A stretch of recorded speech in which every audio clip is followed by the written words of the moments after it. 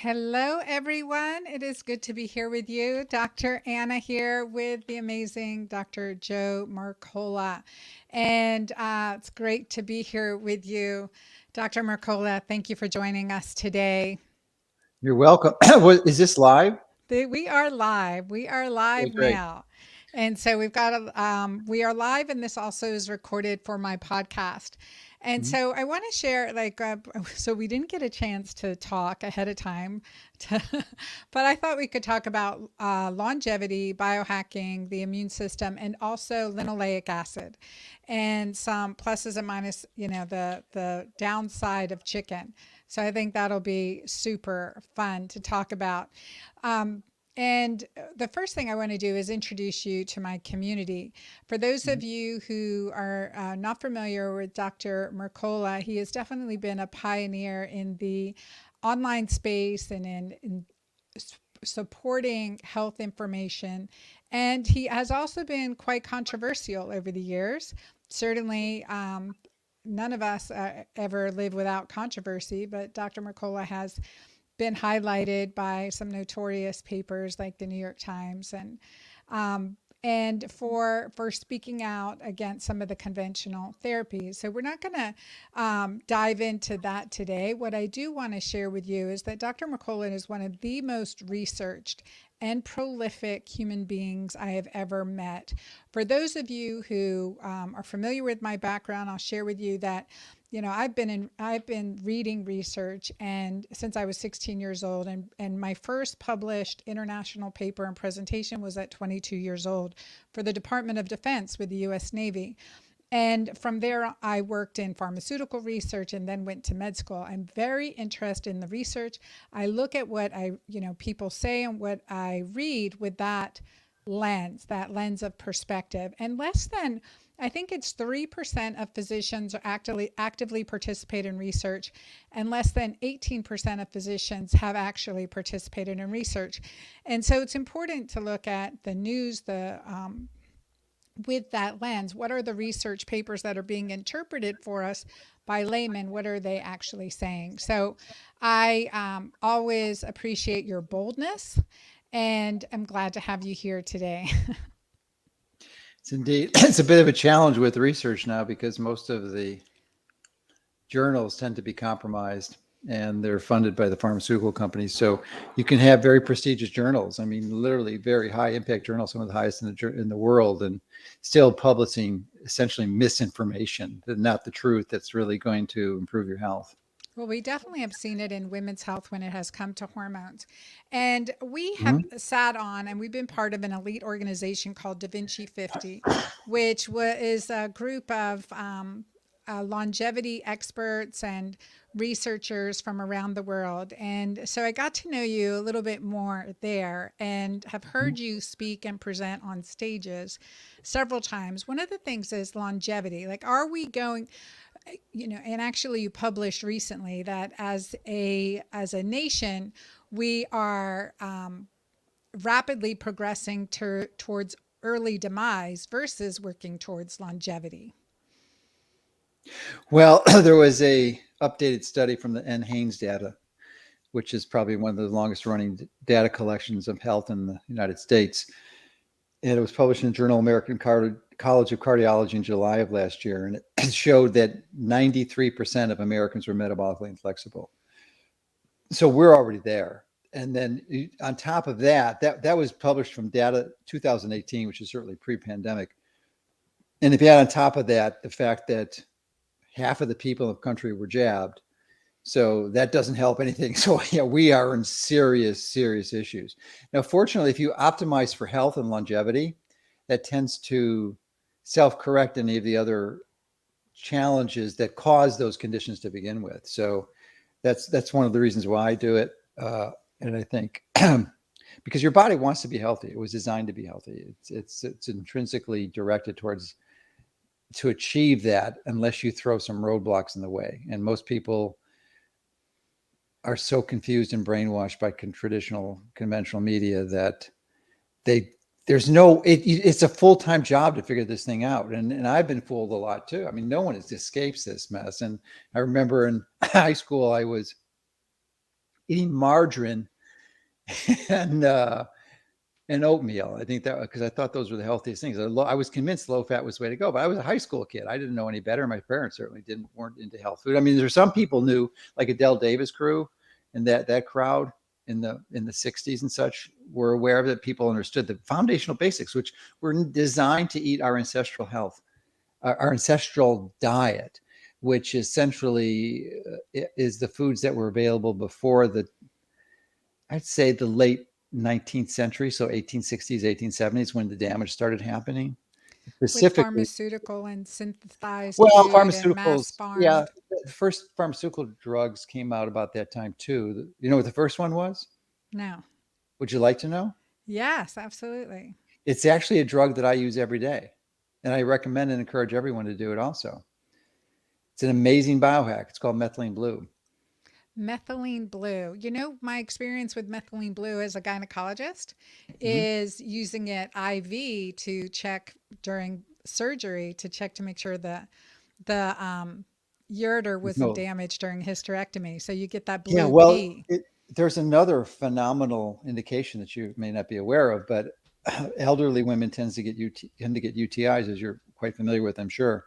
So, and most every physician is going to use an antibiotic, and sometimes that can save their life. But a far more effective solution would be to use methylene blue because it actually has a biphasic dose response. So at low doses is very beneficial to health, but at high doses it can really it's a very potent oxidant and can kill all these pathogens. And the body can't metabolize methylene blue; it can't break it down, so it excretes it in the urine. It concentrates to very high levels and essentially destroys any pathogen in the bladder. And it doesn't do a thing for the microbiome in the gut. So it's So pretty cool. that's And powerful.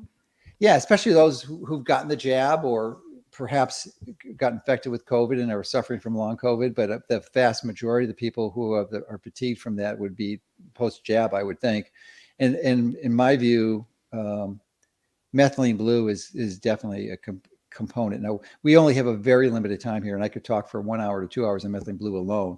So if you go to my Substack, just go to substack.com, type in Mercola and methylene blue, and you'll get an interview I did with Francisco Gonzalez Lima, who is probably the world expert in methylene blue, and I go into great detail about the benefits. But it just is a teaser to excite you about it because it's one of the top 20 supplements I recommend, and except probably in the top three, methylene blue. It's and So especially if you're tired, it's just unbelievable. It's like a miracle what that thing does. And why does it work? Because it's not magic. It actually increases mitochondrial efficiency, exactly. and it produces about 30% increase in ATP, which is your cellular energy. And with more ATP, you can do a lot more things. So it not only Okay. gives you energy to move, but it powers the cellular machinery so that you can do you metabolically you can do what you need to do. So the only methylene blue supplementation I know is oral lozenges. Yeah, Is you there do another not want to do an form? oral lozenge. That definitely do not do an oral lozenge Yeah, I don't want to stain my because it's teeth. going to turn it'll just it's temporary, but it will definitely dye your teeth and you'll look weird and with a blue mouth. But more importantly, as I mentioned earlier, it's a biphasic dose response. So you can get the dose is way too high when you have a high concentration in your mouth. So you want to swallow it with a lot of water in your stomach, dilute it, and it goes because it goes almost instantly. It's just like molecular hydrogen, which is probably my top supplement. It's a selective antioxidant. We know that oxidative stress is a primary way that people die prematurely. So and people take antioxidants, and some of them are important. One of my favorites antioxidants is vitamin D for a lot of good reasons. But molecular You said hydrogen is really vitamin D or vitamin no, E? well, D. Well, I'm a big Both. proponent of vitamin D. I wrote a paper on that in October 2020. My first paper this century. I had wrote a lot of papers last century, but it's first one this century, and made me a target of the media because it was about vitamin D and its use in COVID. So I think vitamin D is an important supplement for most people, but the reason I'm stammering on this is because haven't taken vitamin D for most part of this century. I've not taken it since the last time I take it was the last century for the most part because I get it from the sun. I am very intentional about my sun exposure, and I can get my levels up to 100 without having taken it for you know 12, 15 years. So yeah, it's important. But a supplement that most people need is vitamin E too, which is really, really good as an antioxidant. So that's the reason I tangented that. But molecular hydrogen is a selective antioxidant. So if you take large doses of antioxidants indiscriminately, that can be highly counterproductive because your body it needs some free radicals. Those are important signaling molecules, and if you suppress them indiscriminately, that can be dangerous. So that's why I'm such a big fan of molecular hydrogen. And the beautiful thing about it is when you take it, it's not an antioxidant by itself. You think, oh, the hydrogen is going to interact with the hydroxyl free radical and turn it to water, and that's how it works. No, no, no. It was much more elegantly in that it sends a signal to your DNA because it serves as a transcription factor. So it tells your DNA that if it senses, if your body gets feedback that you have oxidative stress going on, you're inflamed and you're damaged, then it's going to make antioxidants that your body needs, like catalase, superoxide dismutase, glutathione. But it only makes it if you're under oxidative stress. So like if you're really good and there's nothing that going on, it doesn't do anything, which is perfect. But if you've just gotten an X-ray or a CAT scan, or you've been flying at 35,000 feet, which is a potent oxidative stressor, then you'll start making them. And that's I recommend absolutely to take molecular hydrogen. I think everyone needs it every day, but especially if you're going to be exposed to ionizing or non-ionizing radiation. And almost everyone is exposed on non-ionizing radiation because they have a cell phone and a Wi-Fi router. So it's really hard to distance yourself from the convenience of those tools. But they come at a high cost, and that high cost is premature aging and death. Premature aging, right? Free radical damage. So that's Yeah, creating it doesn't. premature. And it's very simple. I wrote a whole book on this called EMF, and I go into it in great detail. EMFs. But the danger is that the narrative is that there is a major difference between ionizing radiation like X-rays and non-ionizing radiation like the cell phone, your microwave, and the Wi-Fi routers. But the reality is the mechanism is really similar. They essentially initiate a whole cascade of free radical reactions. It doesn't in a different way. The non-ionizing radiation does it through peroxynitrate, whereas the ionizing radiation is more direct in hydroxyl free radicals generation. So, but ultimately you have oxidative stress, and molecular hydrogen will help mitigate against both of them. But the idea is to not expose yourself to it. So you turn off your Wi-Fi router at night. You never have your cell phone on all night in your next to your bed in your nightstand. That's like a prescription for disaster. Now, sometimes I do that because I have to have it on and I forget to turn it off. But usually when I'm traveling, but when I'm home, I've gotten to the habit where I have a little meter that checks if there's any Wi-Fi radiation. It's not Wi-Fi, radio frequency fields.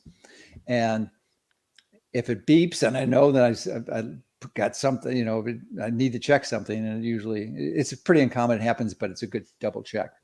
I think one thing that I just started doing is I have a timer. So at 10 p.m., the timer shuts down the Yeah, that's a good router way to and the do it. booster, and that's automatic now, as well as I've got to get some more timers to shut down some other stuff automatically too, which will be really nice. Okay. Yeah, and then the other thing Methylene about that blue. Oh, go is ahead. you can get some red lights for the nighttime too. Yep. Red lights, Yep. non-blinking, non-flickering red lights. Yep. And wear Why? your Because blockers. you can wear your blockers, but the red lights are actually better. The blockers are perfect if you're out traveling, and you're driving or you're at a dinner and you can't put those circumstances under a red light, but in your home you can. So you Yeah. have much more control. And that would be more ideal because light can still sneak around the glasses. But when I'm out at night, which is uncommon, I'm typically at home almost always before sunset. But I'm wearing those blue blockers for sure. I've Really seen you. powerful. hmm Yeah.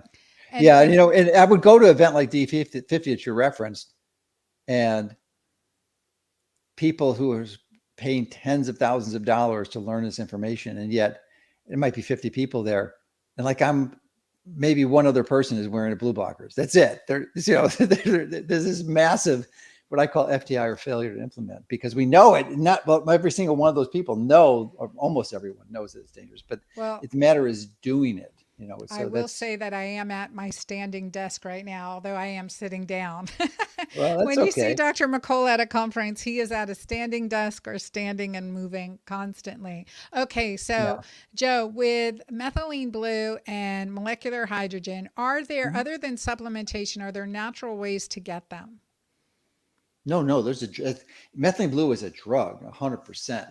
Yeah, it's an amazing biohack. It's one of the most important powerful biohacks I've Hmm. ever encountered. Uh, and hydrogen. No, the interesting thing with hydrogen, our body makes makes quite a bit of hydrogen. Actually, the supplement that we take or administer is significantly less than our body makes. It's made in your gut by your bacteria. So it's a natural product, but the way it responds to protect you is when you pulse it. So you get a big exposure and then it goes down, and you wait at least 3 or 4 hours. If you take it continuously, like you breathe in hydrogen gas, it's not going to work that well because your body is looking for a cycle, looking for a difference. So, I mean, you could get hydrogen naturally, like geothermal events where you've got these hydrogen sulfide producing bacteria. I don't know if hydrogen sulfide would. Not like hydrogen peroxide. That is No, it's completely definitely not hydrogen different. peroxide, which is another good thing. I'm a big fan Mhm. of peroxide, especially inhaling it, which was almost as dangerous as promoting that as uh, telling people how to treat cancer without chemo, because I know Inhaling the same hydrogen. results. So the methylene blue, I know we can get it compounded, and there are some supplements of it. I know lozenges of it. So is it as a No, no, the drug? Is best it way to just by get it, prescription? well, it is a prescription technically, which makes it difficult because you can get it easily without a prescription. But the problem that it was a, a pharmacological agent makes it a bit of a challenge. So Mhm. it's in a gray zone, but you can get it easily on Amazon. There's a powder that you can get for, I think it's $17 or $18. It's 25 grams. It says lab grade, so it makes you nervous. This is only for a lab. It's not for human consumption. No, well, we tested it and it passes Prop 65 standards for heavy metals. Okay. So it's clean. We've tested it a few times, and so that's the one I use. It's a powder. It costs $17. You're only using at the most a 64th of a teaspoon, a 64th, and more is not better. And because you don't want to put it in water and drink it because it's too concentrated. So what I normally tell people to do is put it in a gel cap, an empty gel cap, put it in there and then swallow it and drink a cup of water, because it just makes it so much cleaner, because it's a dye. They use it to Right, dye right. blue jeans. Yep. And if you're not careful with it, especially when you're measuring it out and you're doing your countertop will be permanently blue. So that's why you do it over a stainless steel sink. And they call it stainless steel for a reason. It doesn't stain. Yeah. So you can So easily wash it down the sink. Uh, but yeah, sounds put it in, like we're because having a chemistry experiment. I'm like, okay, this looks like a good chemistry experience. I yeah, mean, it is, but and it's versus the it's a miracle. lozenges, you And could swallow those. yeah, you could. And there are a number of companies that do that. And that would work too. That And I is, if would you really, say if you stack the methylene blue with infrared yeah, I was sauna, just going to say that. Well, actually, near infrared would be better. near infrared. Yeah, far infrared, not so much, but near infrared and red would do it. And the reason it works in cytochrome 4, C4, or cytochrome 4, cytochrome C oxidase, I think. And it works synergistically with that. So that stack is a really good stack. And that's when I time mine, either before I go into my near infrared sauna with 2,000 or 2 kilowatts of near infrared bulbs, or I go in the sunshine, which is, or I do my photobiomodulation. So then you're going to augment the benefits. So, but you're still going to get benefits just by swallowing it. And if you take the 64th, which is a significant dose, if you're really tired, that's a good one. If you're just trying to optimize, I think half of that would be much better. It's a 1/128th or half of a 1/64th. It's a small, that bottle would last you several years, That would actually. So last. it's I really know I cheap. have And if you some buy somewhere. I don't recommend the pre-diluted ones, and liquid, it's not as good, and it's a lot more expensive. Well, just a little question here, maybe Yeah. personal, but do you pee blue as a result of it? Yeah, well, it depends on the dose. Yes, you will. I was going to mention it. At 50 milligrams, you should start peeing blue for sure. So, don't be surprised if your toilet bowl looks like it has a toilet bowl cleaner in it. Yeah, you will. That means it's working, and it's not immediate. It takes a while for it to concentrate in the kidney, or the bladder. Sorry, takes Okay, about so these are four to two six huge, hours. yeah, these are two huge biohacks, molecular hydrogen, and there are some good companies that make that, and the Mhm. methylene blue and being able to get a Well, clean guess which source. company distributes more molecular hydrogen tablets than any company in the world? Bet you it's Mercola. It is Mercola.com. Yeah, because I was an early adopter. Tyler LeBaron is a dear friend of mine, and I've known him for probably a decade.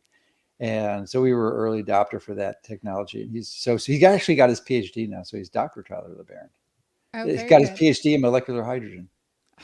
I think it's fascinating. I've been following that research, and especially for athletes, for recovery, for Hmm. fatigue, for mitochondrial resuscitation, which makes it a longevity biohack. Yeah. Which makes it a longevity biohack. You guys, we will put links to these in the show notes so that you can see some recommended sources. And so those really good. Infrared sauna, I've talked about on my show quite a bit. I love that. And then we're talking about, okay, all of these things also boost our immune system. When we look at a stack of things to boost our immune system, a healthy immune system creates resilience, creates longevity. We're looking, is this part of your immune boosting protocol too? The I don't methylene have a blue, the specific molecular immune hydrogen. boost, and I have immune adjunctive approaches that I use if you have an acute upper respiratory infection, and that would be things like nebulized hydrogen peroxide. Very, very powerful. And the beauty of, and then you could use things like zinc and zinc ionophores, like quercetin is my favorite. Uh, so that would be an acute. I wouldn't take it every day, and I don't do nebulized hydrogen every day. But the sooner you use it, like if you wake up with sniffles or start sneezing, you have a cold in the middle of the night, that is a time that you go and get the unit out. And typically, if you do it at that time, like within the hours of you getting the infection, when you wake up, it'll be gone. It will be gone.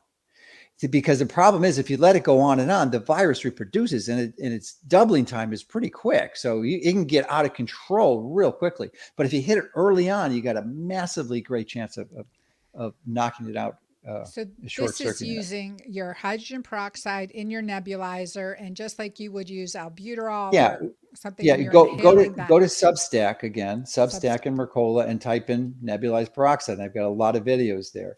Okay. They took down my channel, of course, on YouTube. We sued them for doing that because it was illegal what they did, because we never had any strikes, never had any. Uh, Well, that happened with LifeSite News, a Catholic oh yeah, yeah, yeah. organization, just Well, for recently too. yeah, they changed. Well, and ours was a bit different, mine and Bobby Kennedy's, because we woke up one day, neither of us had any strikes against us. We were really careful in what we posted on YouTube, and they woke up one morning and said, okay, if you ever posted any anti-vax video, you're gone, which violated their own terms of service. This is why we sued them, because they have to let you know and give you a chance to correct it. And they just didn't. They just took us off.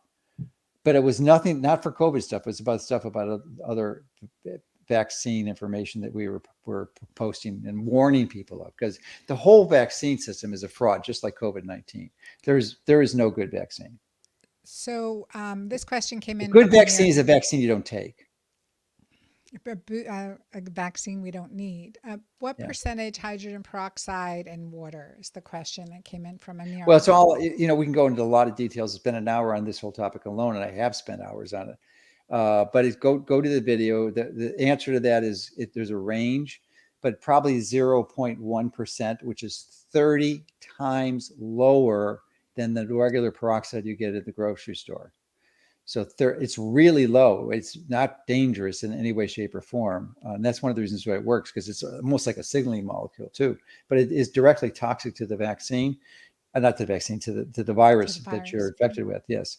So just have to be careful. Ideally, use food grade peroxide, like even 12%, and then Dilute depending on it. the concentration, your initial concentration determines how much you dilute it in the final concentration that you're getting. But you're looking for about 0.1%.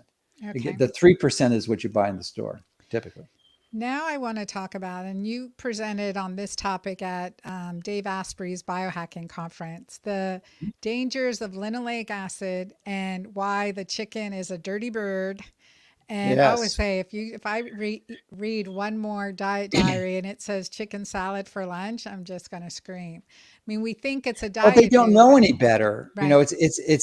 it's artifact of the low fat component, because typically you can get chicken breast would be very low fat. So that actually that is pretty healthy, because the fatted chicken is dangerous. It's not good fat. So you really wouldn't want to eat the skin on chicken unless you raise it yourself and you were very or knew exactly and precisely what the chicken ate, because almost every chicken is fed incorrectly, just like they feed humans. And the whole pet industry is just a sham too, with the pet foods and stuff, and what they're doing to the pets is even worse what they're doing to humans. But even if you give your chickens organic chicken feed and you have them go out and forage in the fields, they feed, there's grain in all of those, and the grain is high in linoleic acid. And chickens are monogastric animals. That means they have one stomach and they don't have multiple chambers like a ruminant animal, like a cow or lamb or sheep. And those other chambers in the ruminants they're like biohydrogenation chambers, so they saturate the polyunsaturated fats that are in the plants that these animals are eating, and so that they convert the PUFAs, or the polyunsaturated fatty acids, to saturated fat, which is safe and healthy, and that's what you need. So chicken just happens to be one of the highest sources of linoleic acid in the human diet, and the reason that's so important, we didn't just mention why, but remember, we talked about oxidative stress as a primary contributor to premature aging and disease. Well, I'm convinced that probably one of the biggest ones for most people is the amount of linoleic acid that they're eating. Most of us are eating not double, not triple, not quadruple, not even 5 times. We're talking 10 times the amount that is ideal for human health, which is about 1 to 2%, 1 to 2% of your daily diet, total calorie intake. Most people are between 20 and 30%. 20 and So 30%. If you do a I'm fat biopsy, you're going to find that amount of fat. And that, so why is it so dangerous? It isn't intrinsically dangerous by itself. When it's at 1 to 2%, it's perfect. It's exactly what your body needs, and you thrive. But it's in almost every food you eat. So you can't ever get deficient. They call it an essential fat, but it is not. That's a lie. The research was done almost 100 years ago that showed it was not an essential fat. Uh, so because it's And we're impossible talking to get about the, linoleic acid is an which is omega omega 6 6. fat. Yeah, Yes, an omega omega 6 6 fat. fat. So I'm going to share this. Oh yeah. Hey, Um, that looks familiar. That's a that's table I created. that's from you. Yes, I put the that's from colors in there. you. This image is showing. I know it's Yeah, covering your face, but that's okay. unhealthy oils, right? This is where we need an oil change. But I want to talk about these too because these are often part, and then also seeds and nuts and the percentage of. This is from Mercola.com. Yeah, the, And the other one she put the other one up there too. Yeah, that one with it, because the question almost everyone asks when they first are exposed to this is, well, what about olive and avocado oil, right? I know this really hurt me, by the way. Yeah, so it's, let me just comment on that a little bit. You see it's in orange, which means it's not quite as bad as the ones in red, but it's a lot worse than even lard, which is from pigs, which is not good. And it doesn't come anywhere close to the good ones on the bottom. And I think this is an older one. I should have put ghee in there too, but for some reason I left it out. Ghee is 1%, right? No, ghee is the same as butter, and Okay. it's about 1 to 2%. So I think the lowest is the tallow. The tallow, butter, grass fed. Yeah, you can. It depends. It depends. See, even we know that CAFO is short for confined animal feeding operations, which is your industrially produced cows and cattle and chickens. Really, a very cruel way to raise animals, but that's the way most of them are raised, and they feed them grain. So even in a CAFO cow, there's not much difference in the linoleic acid compared to a grass-fed cow. Grass-fed cow is better, but because we're a ruminant, they can saturate those fats so it never gets to a high level, whereas a chicken can't and a pig can't, which is why you want to stay away from those two. But let's get back to the olive oil. Olive oil and avocado oil equally are almost universally adulterated. What does that mean? That about 80% or more, and some with avocados, some of it's 90%, it's not the pure oil. It's mixed, it's diluted with seed oils like soy. And as you can see from that, or safflower is 60, 70%. Mm-hmm. 70% of it is linoleic acid. So it's really high. So now, yes, you can get pure olive oil from specialty stores and one that's totally legit, never been touched and adulterated. But even then, it still has linoleic acid. So it's okay to have that, especially if you have low linoleic acid content from your other foods. But you really don't want more than a tablespoon a day. It is not a magic bullet, and you don't take 5 or 6 tablespoons of this and think your health is going to turn around because it's a Mediterranean diet. No, do not be fooled. Do not be fooled. So I'd stay away from both of those. You can have olives, you can have avocados. I wouldn't go crazy with it because avocados are relatively high in linoleic acid. If you want to keep your total grams of linoleic acid below 5 grams a day, which I think is good for most people. Why? Because they've been leading their whole life, they didn't know this their entire life. Mm-hmm. That means you have 20 to 30% of your diet, 10 to 20 times higher than it's supposed to be. So it takes you, unlike sugar, which comes and goes within hours, days at the most, that fat's going to stick in your tissue for 7 years. Yeah. 7 years. See, So that's that's why you have to get insane. really low. So it doesn't mean avocados are bad, but it has 2 to 3 grams in every avocado of linoleic acid. And if you want to keep it down certainly below 10 grams a day, but ideally, 5 grams is my goal, then you can't have many avocados. I mean, you can have some, but you just want to, maybe half an avocado, maybe one intermittently, but you don't want to have 2 or 3 avocados a day. That is not a good strategy. Even if now I grow avocados in my home, but I give most of them away because I want to Well, limit my linoleic acid. and they're typically seasonal. So these are oils that we should not be consuming, correct? And this is Well, you shouldn't often consume them. If you industry. have these in your cupboard, you just want to sit down, close your eyes, meditate, and think of a relative or a neighbor that you really don't like and give them to them. That's terrible. I won't pretend you didn't say that. Look at this. Okay, now seeds and nuts. This was another eye-opening thing. Again, we're not eating handfuls and handfuls of this every day, but No, to be conscientious that these are some of our keto-green foods. These are some of our paleo foods, right? And 100%.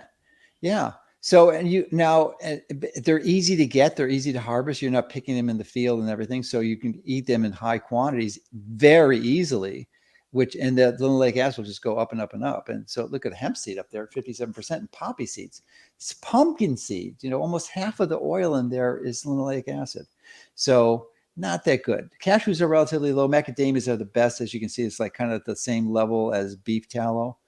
So you can have those. I have about 30 macadamia nuts a day, but I wouldn't touch almonds. Are dangerous for other reasons. It's not so much the linoleic acid because you see they're in the orange, but they're really high in oxalates.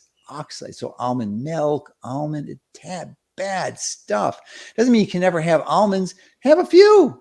That's it. You'll be fine with it. But if you have a half a bag or 4 ounces, you are looking for trouble, especially if you well, do it so regularly.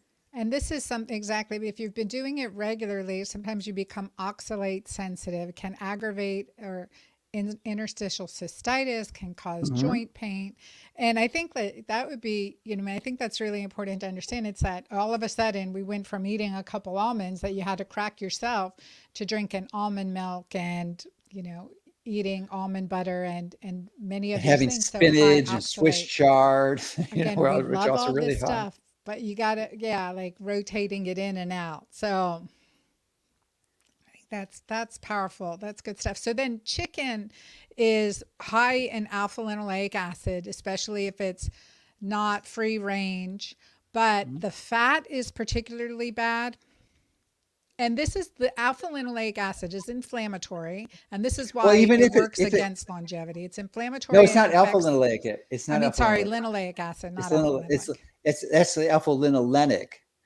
This is linoleic. It's real easy to Linoleic. confuse. That's ALA, and Yep. that's actually a omega 3.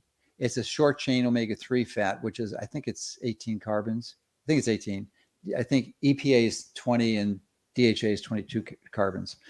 But in your body hopefully has a desaturase that can actually convert the ALA, alpha linolenic, not linoleic, alpha linolenic, to the longer chain omega 3s like DHA and EPA.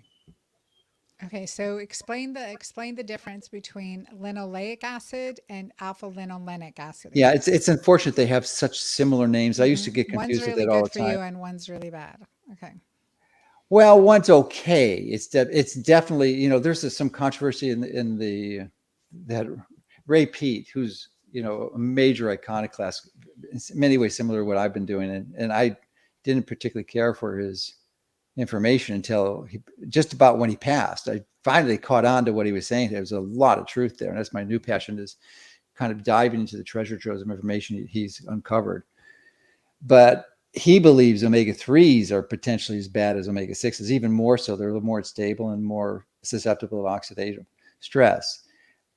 I still think, they're probably okay in some ways, certainly cod liver oil, but, to have salmon may not be the wisest choice, or these cold water fish, because the colder the water, the more likely is that the fats that are in the tissue are going to be unsaturated, because a saturated fat, as like if you have coconut oil, it's solid at pretty much a room temperature, or beef tallow, even more, or cocoa butter, the thing is like a rock. Even it's like 120 degrees, it's still like a rock, because those bonds are so tightly together. But so if that was in a animal's body and their tissues, it would be solidified and it wouldn't function very well. So when in cold environments, they really have to unsaturate the fats, otherwise they'll to stay liquid. Otherwise they'll solidify.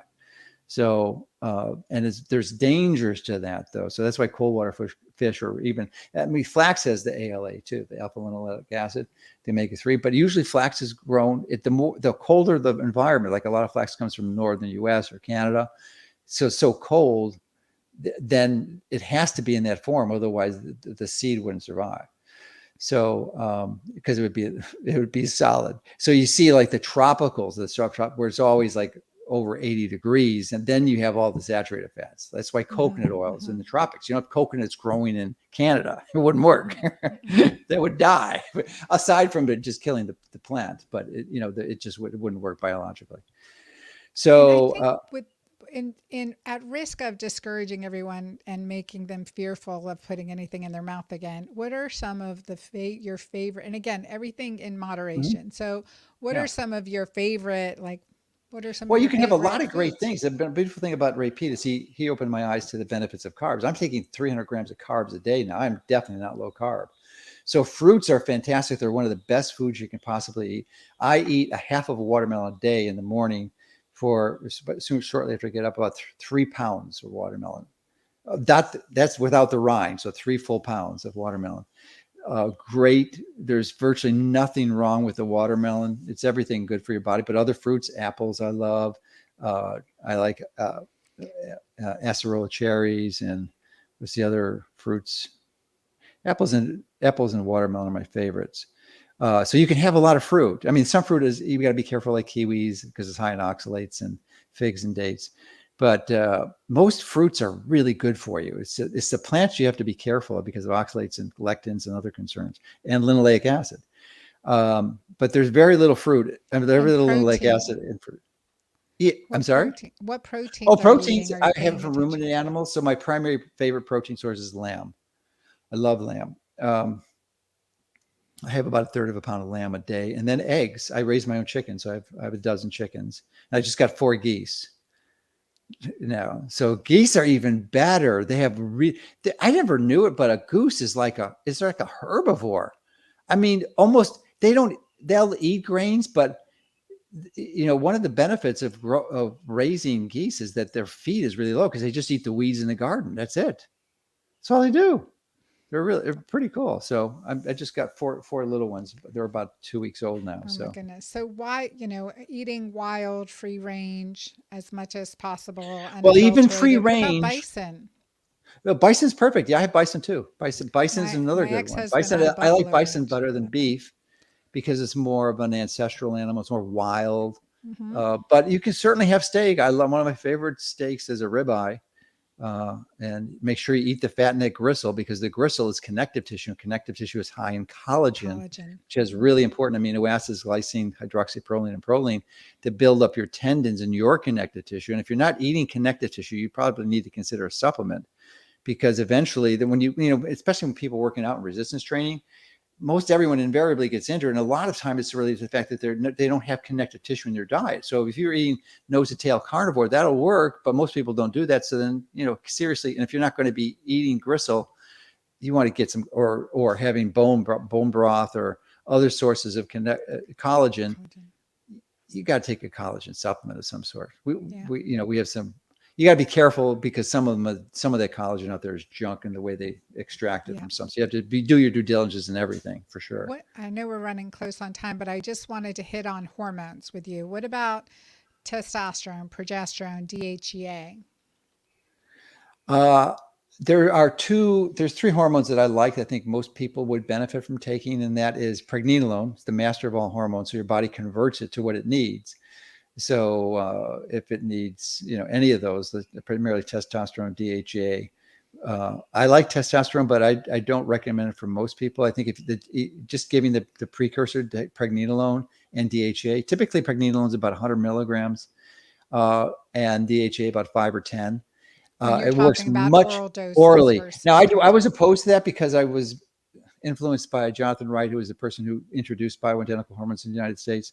And and I still do it personally. I do it as a suppository because it's a transmucosal absorption. And if you just swallow it by itself, it's problematic. You're only going to get 10 to 15% of it. And it's going to be metabolized, and the metabolites are counterproductive. So what I learned from Georgie Dinkoff is that if you swallow the hormones with saturated fat, boom, you get 85, 90%. So put in butter or some other fat right with it, then it bypasses the liver absorption, it doesn't get metabolized, which is a key pearl. So yeah, I'm a huge fan of pregnenolone and progesterone too, but estrogen is not your friend. I'm still working through this, but estrogen and serotonin and, taking the antidepressants with the SSRIs, not a good strategy. Serotonin and estrogen are really causing a lot of disease. Yeah. Yeah. I definitely agree with progesterone and pregnenolone. I'm reaching back for my balance cream because I put both in my topical hormone cream, which has tripeptide too, but it's progesterone and pregnenolone because Yeah. oftentimes women can only, our prescribers will only prescribe progesterone. And pregnenolone is so brain protective as well. And Oh, I again, it's love one it. of the Yeah. mother hormones that can help with sleep, good for men and women. Transdermally, like it's really well absorbed if you've got a good gut. I always say if you don't have a good gut, you don't absorb through the skin very well, but you can use it vaginally, you can use it rectally, Yeah, and I however you like separate. vaginally for women because it's a transmucosal, so you absorb it better. And the skin you can get some resistance to over time because I've used a lot of progesterone in the '90s when John Lee was promoting it. I Yeah, don't know if you remember John. of He's course, passed I was now, on but his he. board. Oh, really? Yeah. And he actually inspired me to do gardening. Uh, John Lee wrote "What Your Doctor Won't Tell You About Hormones." Things like that was part of his yeah, platform, and I forget progesterone was big, and breast it was huge. He cancer. was a nice He's guy, is so definitely. good, really heart centered. But So my experience with it is it worked well for almost everyone I put it on. But then after a few months, the resistance developed in the skin and it was a problem, and he had workarounds for it. So it's kind of frustrating from that perspective. But I think it was just because the skin just gets attacked. It's called tachyphylaxis. I don't know the specific reason for it, but it develops resistance to absorption. so typically we usually say take 1 or 2 days off a week or 3 to 5 days Yeah, off a that month that could be a result. Yeah, postmenopausally. because Yeah. I didn't know that when I was doing it in the '90s. So So that's so good. So question here from Amira, are chicken eggs good? yeah, it depends how you raise them. Normally, if you're only going to have two a day, I mean, a chicken egg would have like somewhere between 2 and 3. Depends on the size of the egg, maybe 2 and 3 grams of linoleic acid. So, or maybe one to two. So I have four, and I think it's like almost 3 grams. So, and four is a good. It's chicken egg is one of the healthiest eggs. You just want to make sure you cook the white and don't cook the yolk. So, poached eggs would be one way to do it. I just cook up my whites separately, and then then after they're cooked, I put them in with the yolks and mix them up with some honey, raw honey, another great carbohydrate. Oh, it's one of my favorite foods now, raw Oh my honey. gosh, like I can't do carbs. Really, Joe, I can't do carbs. I get We, very insulin resistant very quickly. I intermittent fast. I stay keto green. I do feast periodically, so I do bump up my carbs yeah, with you got to healthy read. carbs. you should look at my interviews with Georgia Dinkoff, who's one of Ray Pete's major students. But I was there for a long time. Now I realize, oh my gosh, carbs are so important. Here's the reason. Here's the problem with going carb too long, is that your body needs carbohydrate, it needs glucose. Your brain has to have glucose, otherwise you'll be dead. You can, yes, you can use ketones, you can use lactate, but it needs glucose. And if you're not eating it, and it's not stored in your glycogen, it only lasts about 2-3 days at the most, then you have to make it. And so the problem is when you make it, what your signal that body releases is cortisone or cortisol. And so you get high cortisol levels to stimulate your liver to make, to do a process called gluconeogenesis, which is making glucose. And that cortisone causes this chronic inflammation, which is real problematic. And many times, if you've ever seen people fasting like this third, fourth, fifth day, they get this paradoxical increase in their glucose levels. What's that from? They're not having any glucose. That's the body trying to recover and shooting cortisol up. And that's why one of the reasons you can't sleep a lot when you're keto, because your body's under so much stress, it wants this sugar. So I'm just a huge fan of carbohydrates now. Is And that I because wrote a book. I wrote two what's books on benefits? keto. I know you've been a big keto fan, but Fat is for this fuel. because you're at so low body fat percentage now? I'm not low body fat.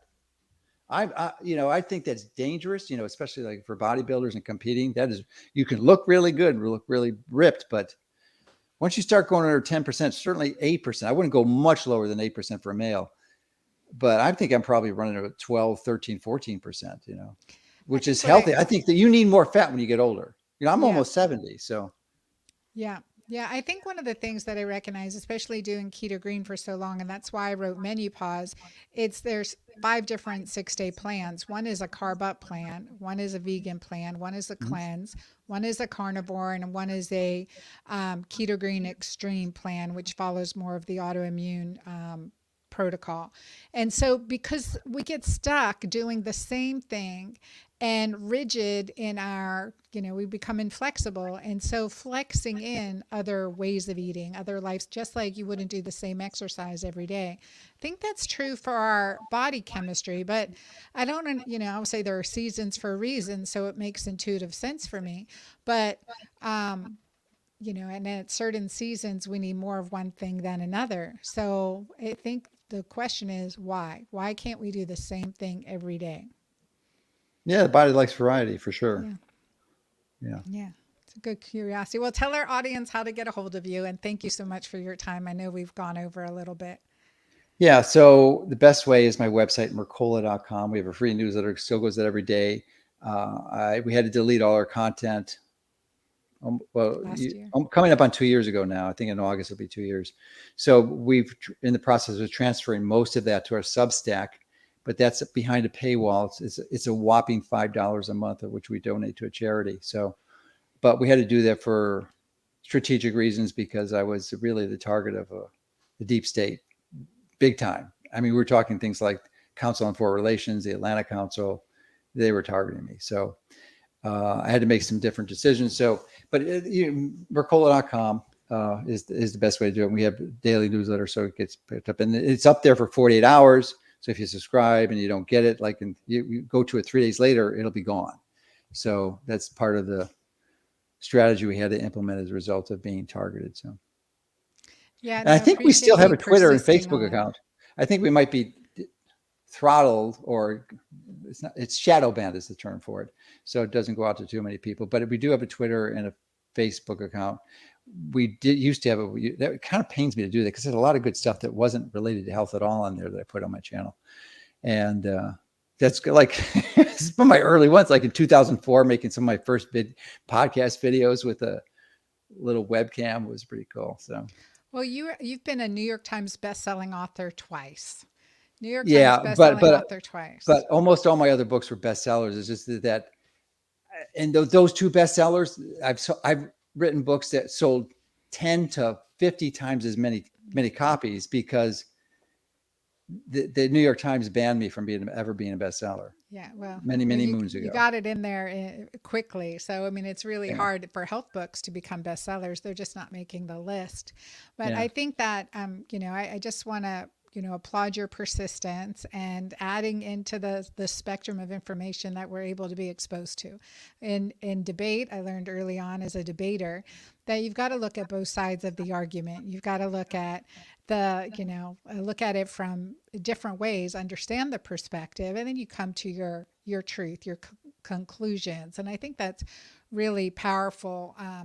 Powerful information. I think, with this, I don't want people to be afraid of eating avocados or afraid of eating No. almonds or afraid of anything, but it's the quantity of food that we eat, the layering of it. So if we're eating chicken, fat, fried in, Oh, you Crisco, can't have fried foods. There's just yeah. no reason for that. So continuing to work to optimize your health and longevity, and yet again, there's the full spectrum. So from attitude, like what do you see coming down the line 5, 10, 15 years from now for you? For me, Yeah, well, I have a relatively pessimistic view of what's going to happen. So I think the global cabal is I shouldn't ask. really coming down hard, and it's going to be a different world, I think. Yeah, I mean, they've already implemented CBDCs, which What is the is that? beginning of the central bank digital currencies. Oh, Yeah, so that means that they will have total control over your finances. If they don't like what you do, say, or think, they can shut you off. I mean, that's where we're going. And it's going to be voluntary initially, but essentially it's going to be mandatory. So that's within the next 2 years. We've got an explosion of artificial intelligence. We've got these large language models, LLMs, like Chatbot GPT. Google just released their Bard. Actually, I just got my invite to participate today. Uh, it's a new world. It's a definitely new world. You really can't predict it, but you can see the trends, and the trends don't look encouraging. So you really want to build health and resiliency, because it's a very short time. I mean, this access to information we just shared is going to disappear. They're taking it all off the internet. It is gone. No, it's actually not off it's still there, but it's out of the resources and tools you would typically use to find it. It doesn't exist in the search engine. I would say at least half, maybe 75% of the content that was ever put up on the internet is gone from the search engine about natural health. It's gone. It's disappeared. It is not there unless you happen to know how to find it. And just look at Google. When you enter a search term in Google, it may have 7 million hits or finds, right? 7 million, 7 million, maybe 50 million. Try to go past page 2 or 3. The last time I looked, it went to maybe page 5 or 6, and there's nothing else. So you see the top 50 results, and everything else is gone. 93% of the search results in the world are done on Google. 93%. And even the other search engines use Google as their primary tool. So this is the same thing. You can't so all this information, you got to start storing it. This knowledge is going to be gone. That is their goal, is to make this knowledge disappear. What can legitimately and authentically heal you and avoid, participating in this model, which is going to decimate health. It is decimating health. So, it's not a pretty picture that's going on. And, it's a realistic, my realistic, pragmatic view. I hope it is not, and I hope I'm so wrong. what can we do about it? Like, become again, resilient. create resilience. You have to Yeah. know how to find and get your food, and The give out information. and find a health community. And there's a number of people making movements in that direction, but because they're making fake food, you're not going to be able to implement these things. You will not be able to buy this stuff unless you're connect and network with the people that are growing the food themselves. They're even trying to make growing food illegally. In Europe right now, Well, the that's in the protest Netherlands. with Yeah. Fortunately, the politically they were able to circumvent some of that. Hopefully, it won't be implemented. But that was just the people know about the Netherlands. The Netherlands is one of the largest producers of food in the world, like the third largest producer. They're huge, and they're really exemplary good at what they do. And they were just going to crush them. That's what they're crush the doing. This all over growers, the crush world. the farmers and Yeah, growers. 100%. So you got to learn. I'm not suggesting you go out and grow your own food. That's hard to do. And it's a long learning curve on that. But, there are people who've done this their whole lifetime and are expert, and you can, line with them and form a community and figure out what you're going to do. I mean, they tried to kill the chickens earlier this year. They killed 50 million chickens, under the guise of bird flu that didn't exist. they're decimating the food supply. So there are not many things you do: food, shelter, and water. That's it. You got to cover for those. And that's why I live in Florida, and I've got backups in warmer environments in Florida, because it sucks to be cold in the middle of winter and you don't have heat or fuel, and they've turned off your money supply and you can't pay for it. You freeze to death. They almost did that with Nord Stream. They blew up the Nord Stream pipelines, which thankfully I don't think that many Germans died as a result of not having fuel, but they could have. And who knows what they're going to do? They could have a power grid takeout might be the next black swan. And it's not going to be a COVID number 2. It'll be power grid's gone and there's no electricity. What are you going to do? There's just so many ways they can take us out. And So it really does give us this feeling of vulnerability. So the best things that we vulnerable, can but if you're do. healthy, you can survive it. If you're metabolically flexible, if you have low linoleic acid, linoleic acid elevated levels makes you susceptible to oxidative stress. So that people get exposed. Say they dropped a nuclear bomb, right? And you had gamma radiation from that. Well, the people with low linoleic acid, I mean, assuming you didn't melt or just get burned instantly, which happens Right. You obviously just if you're had close to the, resist. but if you're have this lethal exposure, the people with low linoleic acid are the ones that are going to survive, because it's the linoleic acid that gets damaged with these exposures to radiation, just like in the cell phone and Wi-Fi. You need low linoleic acid. If your linoleic acid is high, those free radicals are going to punch your linoleic acid, and that's what's going to create. That's what causes skin cancer. It's not the sun; it's the UV hitting the linoleic acid in your skin that causes the cancer. Linoleic acid contributes to almost all the cancers. If you have low linoleic acid, you almost are invulnerable to cancer, heart disease, dementia, diabetes, and obesity. It's like almost impossible to get.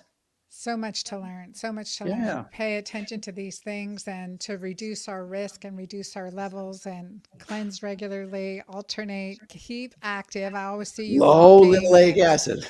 Low linoleic. Do you have a book on this? Is that your next one?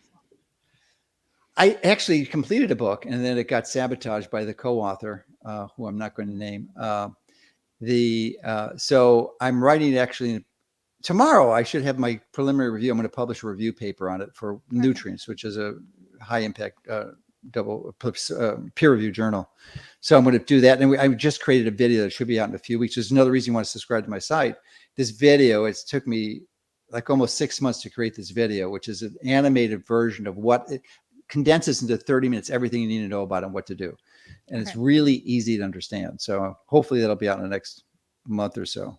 I've been doing a Okay. lot of traveling. I just haven't had time to do it like I'd like to. But Linoleic acid, to learn more about that and to add, it's awareness. Again, what I want my audience to have is awareness, so that we're yeah, conscientious of what we're doing. We're working on prevention, creating bodies that are inhospitable to cancer, that are hormone balanced. We learned a couple of new tools today between methylene blue and molecular hydrogen. These are things that I've been following in the science too, just finding nice ways to take it, and as there's a well lot as more.